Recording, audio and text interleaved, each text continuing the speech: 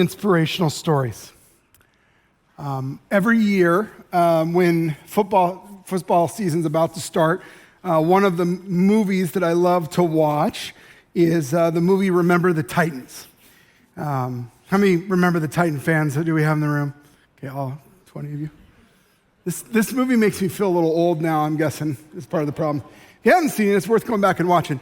Anyway, in Remember the Titans, there's this incredible scene where Coach Boone, he's having difficulty getting the white and black players on the team to get along. So he wakes them up super early in the morning, like 3 a.m., and has them go on this insanely long run to try to wear them out. As a coach, I just deeply appreciate that. And at the end of this run, he ends them at this field, and he lets them know that this field is where the Battle of Gettysburg transpired. And then this famous quote is what he says. He said, 50,000 men die right here on this field fighting the same fight that we're still fighting amongst ourselves today. Another movie I love are the Rocky movies. I even like the fifth Rocky movie. I know a lot of people don't like it, but I even like the fifth Rocky movie. My favorite, though, is a more recent one, the Rocky Balboa movie. And I think the reason I like it is I just like the fact that he's getting old, and you think there's nothing left, but he talks about in that movie there's still something in the gut, you know? And one of the most famous quotes from that, even if you haven't seen the movie, it's likely that you've heard this quote somewhere, TikTok, whatever. He goes, you, me, or nobody is going to hit as hard as life. But it ain't about how hard you hit. It's about how hard you can get hit and keep moving forward. It's a horrible Stallone impression right there. I do have the weird face thing that he has, though. Anyway, another one of those movies that I love, inspirational quote from Shawshank Redemption. He says, remember, Red, hope is a good thing, maybe the best of things. No good thing ever dies. Or how about Braveheart? Every man dies, but not every man really lives. Horrible Scottish accent.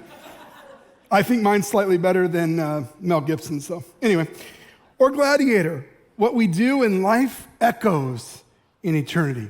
What an awesome quote. I love a great inspirational story. Underdog stories, comeback stories, your David versus Goliath type stories, and especially I love a good redemptive story. They inspire me. Sometimes they make me mad. Sometimes they make me cry. Sometimes they make me want to charge the field, whether it's the football field or the battlefield. But most of them make me want to be a better person. The question I have for you this morning as we continue in our Colossians series is, what inspires you? What causes you to want to change? To be a better father or mother or husband or wife? What causes you to want to be a better brother, sister, or friend, or work or coworker? And my biggest question for you today is this: if you're a Christian and you're watching this service today, what inspired you originally to follow Jesus, and what inspires you to continue following Jesus? You see, Paul's premise at the end in chapter 4 of Colossians, it's also our main point today, is this: that devotion to God and to each other is the necessary inspiration for the outside world to want to follow Jesus. I would argue that for almost everybody in this room that calls themselves a follower of Christ, it was seeing someone else's devotion to God and or to others that inspired you to take a deeper look at faith. In chapter 4 of Colossians, Paul exhorts us to let our devotion inspire others to follow Jesus. Colossians 4, 2 through 6 says this: devote yourself to prayer, being watchful and thankful, and pray for us too, that God may open a door for our message, so that we may proclaim the mystery of Christ, for which I am in chains. Pray that I may proclaim it clearly as I should. Be wise in the way that you act towards outsiders, and make the most of every opportunity. Let your conversation be always full of grace, seasoned with salt, so that you may know how to answer everyone. Paul is really reminding us of what Jesus said in John 13:35 when he said, "By this all people will know that you are my disciples if you have love for one another." Now, seasoning, especially salt, is an interesting thing. Too little, and your meal will taste very bland. Too much, and it's overpowered. A couple of weeks ago after church, my wife and I went out to have lunch. We went to a local establishment who I will not name because I don't want to hurt them in any way. But we got there and we ordered a meal. And it came out and it was everything that we had ordered was way too salty. Now, part of that for me is I don't love a lot of salt on anything anyway, but I also have high blood pressure. So you're literally killing me when you put too much salt on my food, right? So it just was not an enjoyable meal to me because it was too salty. Again, undersalted, it'd be bland. Oversalted, and it's too much. This reminds me a lot of sports. Sorry, I'm a sports guy. As you guessed it, kind of reminds me of football. There's been times where we see athletes that are incredible at what they do. They have talent you can't believe. Sometimes when I watch some of the plays that people make on a football field, I am just in awe that people can turn their bodies and make weird catches and do all this crazy stuff and still manage to tap 2 toes down. I can barely get out of bed in the morning, but they can do all of this weird fancy stuff, right? And that stuff can be inspiring. But also, sometimes the way they act can either be inspiring or not so inspiring, right? There's been times, those of you that don't know it, I'm a big Oregon Ducks fan because that's where I was born and raised. And then I somehow became a New York Giants fan. I can't make sense of that to you. It just happened. Ultimately, Oregon doesn't have a professional football team, so I just look at it this way. I was a free agent, and the Giants are where I went back in like 85, whatever. But both of those teams over the last few years have had times where they've been super frustrating. And I think there's nothing that bothers me more as a sports fan that when a player celebrates or over-celebrates and gets a penalty that ends up hurting their team or even maybe costing the team the game. That makes me go insane. I want to go right through the television and smack the person. In Jesus' name. Jesus told me, one of the things I loved and admired about, even though he wasn't on any of the teams I followed, the wide receiver, future Hall of Famer Larry Fitzgerald, was that while he was one of the most talented wide receivers to ever play the game, will likely be a first-round Hall of Famer, whenever he would catch a touchdown, and he did it frequently, he would run over, hand the ball to the ref, and go back to the huddle. I loved that. See, just because someone has an immense amount of talent doesn't mean they're someone I want to be around. Sometimes some of the most talented people can actually be arrogant jerks, and I don't want to be around them. So when I'm talking to my son who plays football, or I'm talking to kids that I coach, I say, be like Larry. Be like him, because not only is he talented, but his leadership is something that others want to follow. He shows what it looks like to not only bring talent to the football field, but he shows what it looks like to bring integrity and humility, something that inspires others to want to follow in his shoes. Now, you might be asking, where am I going with this? It's simply this. The Bible says that we are the light, and we are to let our light shine naturally with humility and integrity. We're not supposed to brag or gloat or condemn or try to make others feel bad or try to convince them to our political views.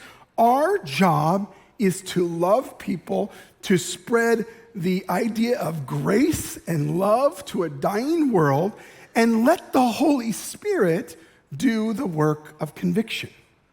That's his job. Our job's to love. His job is to convict the world of sin. Our job is to be an example of what devotion to Jesus and to each other should look like. And if we do that, then our lives become the seasoning that makes someone else want what we've got. The flip side is also true.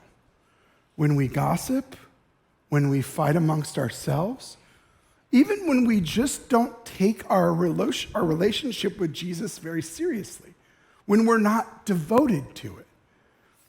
Please note that I'm not saying we need to be perfect. I'm saying we're to be devoted to it. When we're devoted to it, that's a pleasing aroma. When we're not, or when we fight amongst ourselves, when we have conflict, unresolved conflict, when we hurt each other, when we do those things, we become a not so pleasing aroma. We oversalt or undersalt the gospel. Now, I believe the gospel is the power to save humanity. But how is humanity going to know that if they're turned off by it by us? See, I believe fully that that evangelism is meant to be attractional.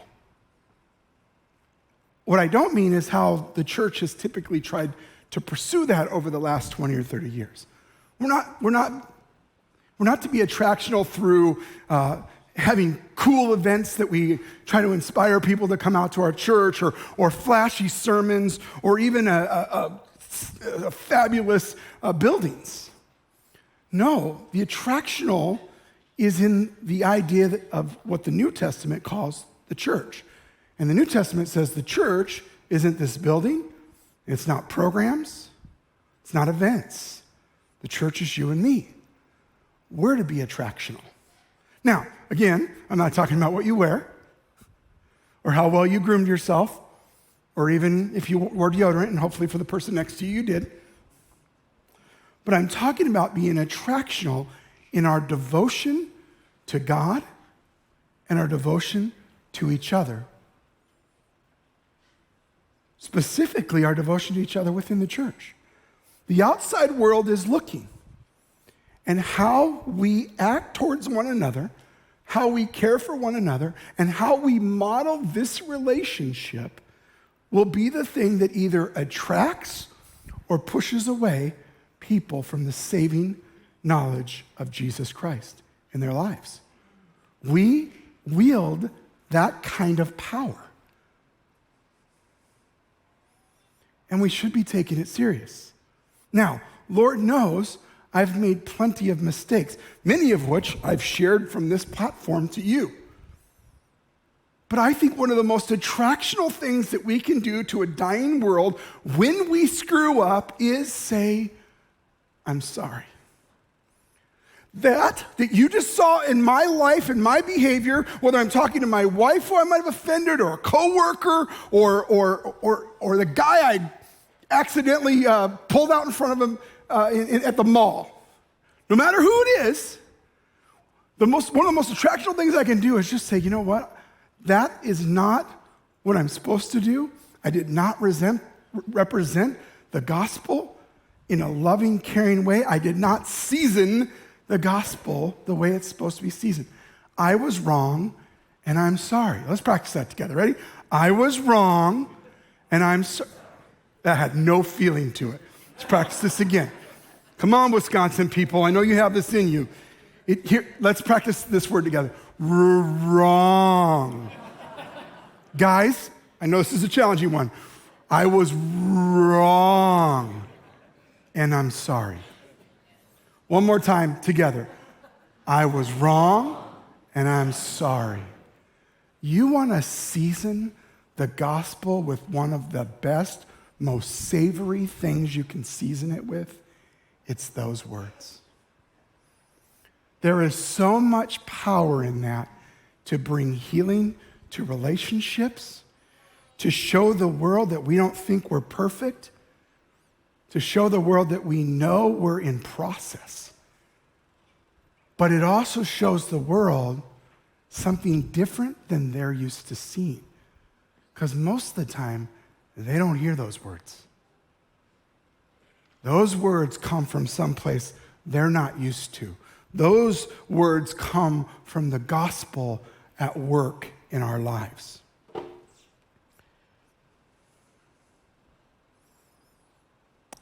First Peter says it this way.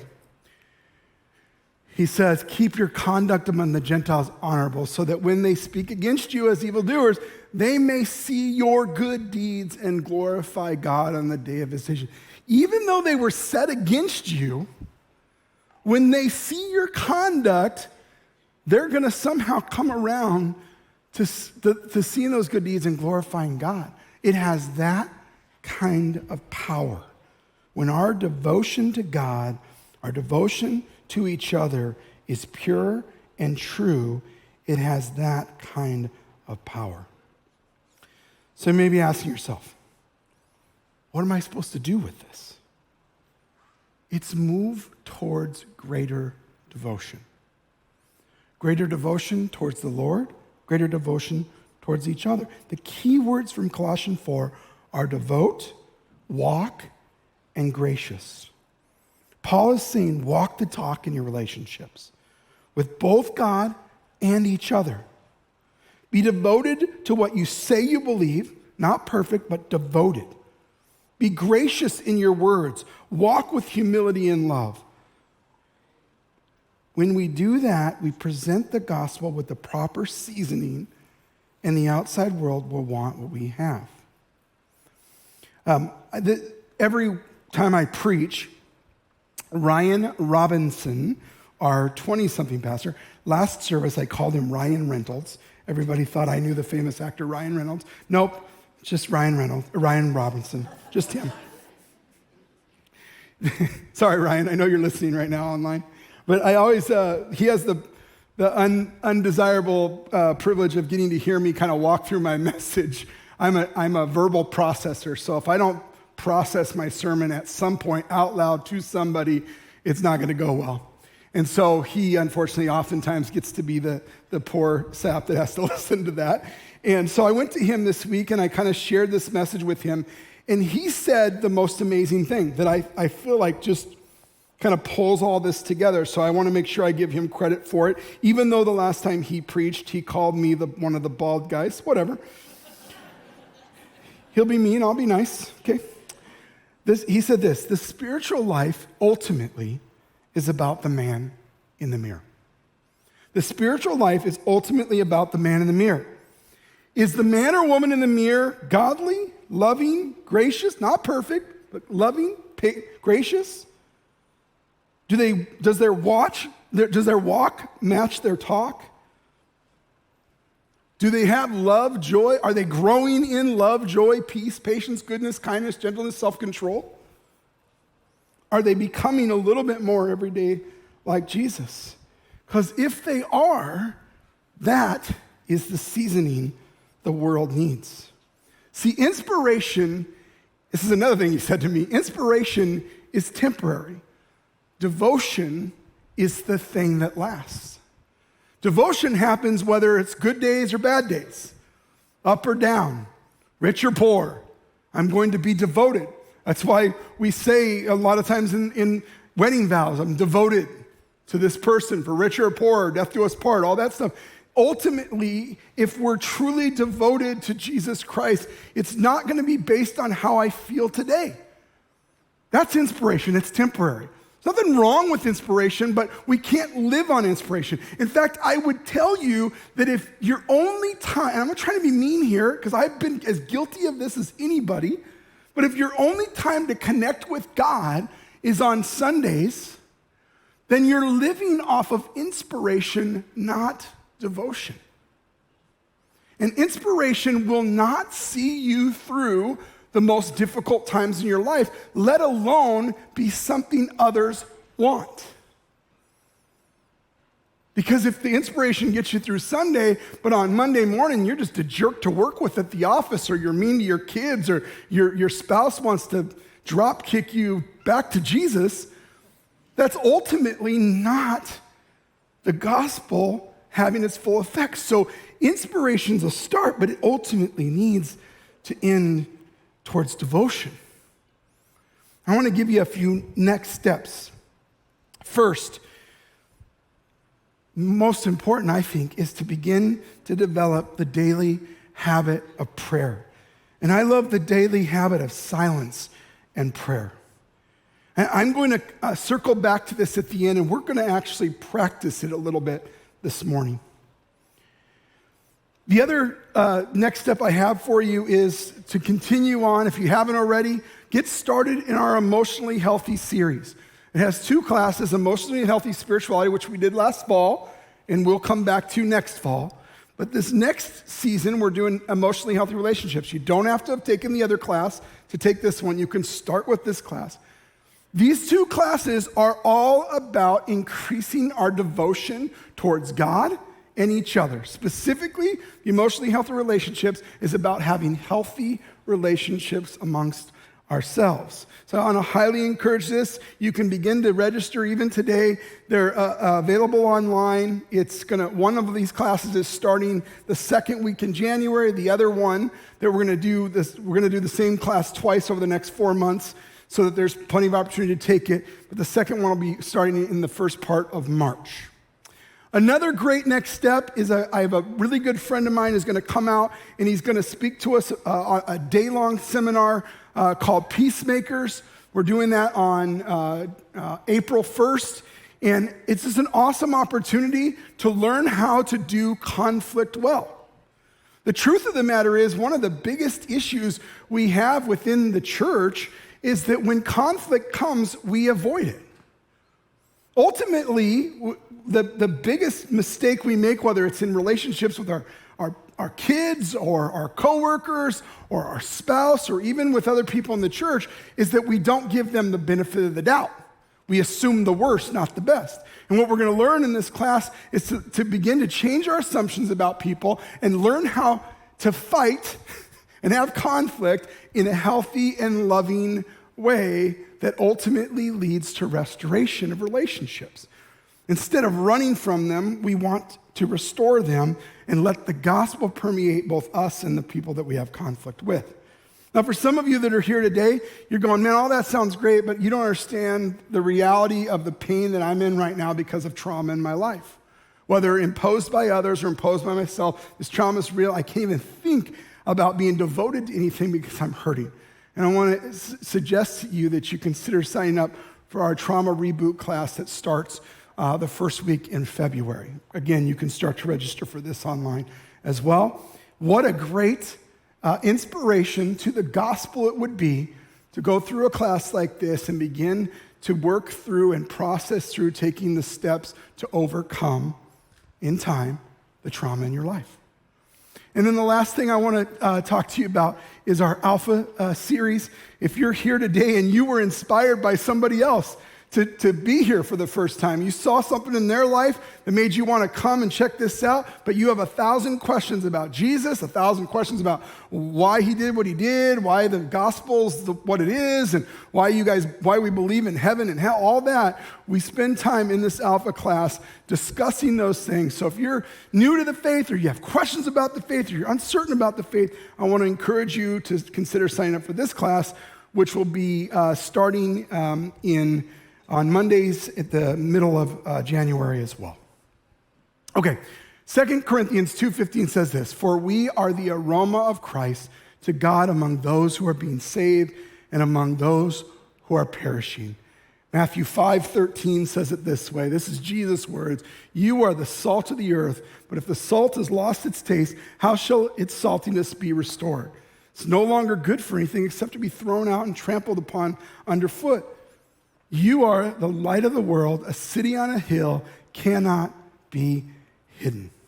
Nor do people light a lamp and put it under a basket, but on a stand, and it gives light to all the house. In the same way, let your light shine before others so that they may see your good works and give glory to your Father.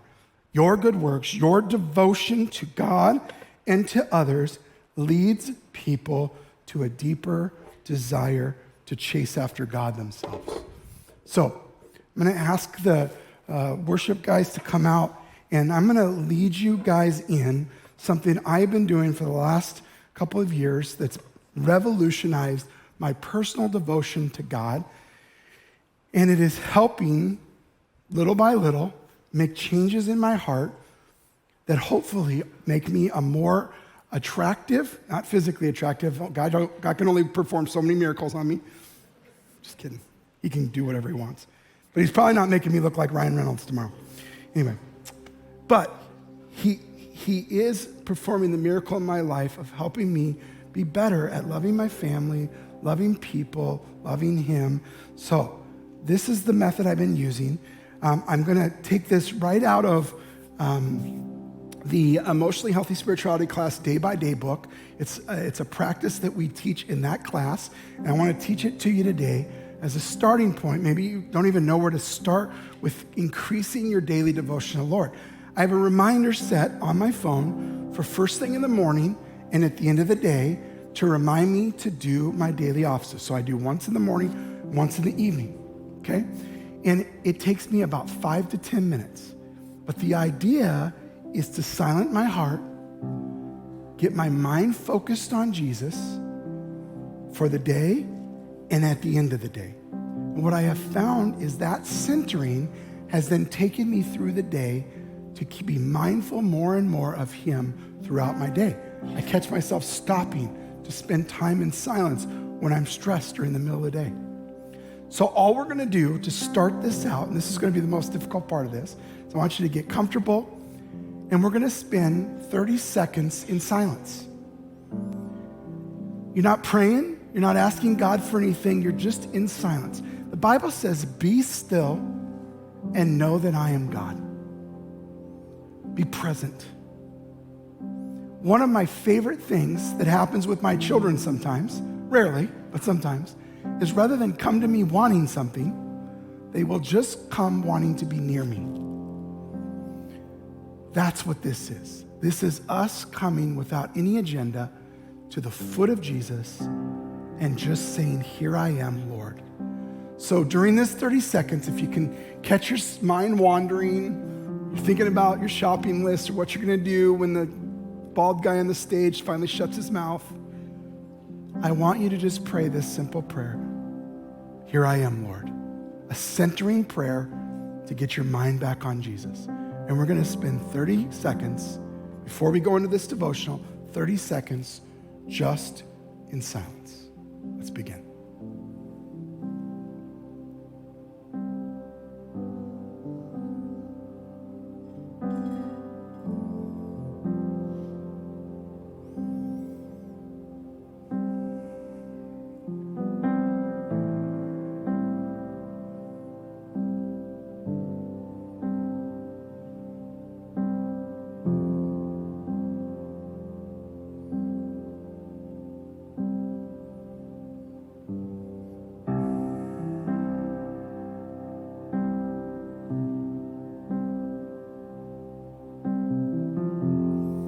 Now, I recognize that can be difficult, but the more you practice it, the better it'll get.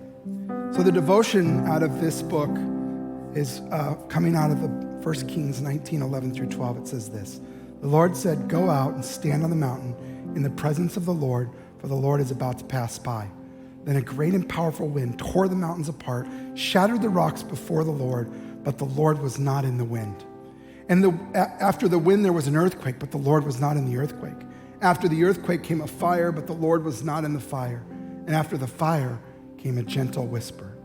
The devotional thought was this: when God appeared to Elijah after his fight with Jezebel, his flight from Jezebel, and during his suicidal depression, he told him to stand and wait for the presence of the Lord to pass by. God did not appear in the ways he had shown up in the past. God was not in the wind as he was with Job, an earthquake as he was with the 10 Commandments on Mount Sinai, or fire like the burning bush that Moses saw. God revealed himself to Elijah in a gentle whisper, which can also be translated as the sheer sound of silence. The common translation of this passage does not fully capture the original Hebrew, but what could the translators do? How do you hear silence? The silence after the chaos for Elijah and for us is full of the presence of God. God spoke to Elijah out of that silence. And God invites you to stand and wait like Elijah. Why? Because God also wants to speak to us out of the sound of sheer silence. The question to ponder today is, and I mean this sincerely, not just because it's the devotional thought, but because it's really the point of the message today. When can you set aside some time for extended, uninterrupted silence to hear God? And then this short devotional ends with this prayer. Lord, you know how difficult it is for us to be silent before you. At times it feels almost impossible given the demands, the distractions, and noise all around us. We invite you to lead us to be quiet and silent before you to a place where we can hear you as Elijah did. In Jesus' name, amen. And now we're going to conclude with another 30 seconds of silence.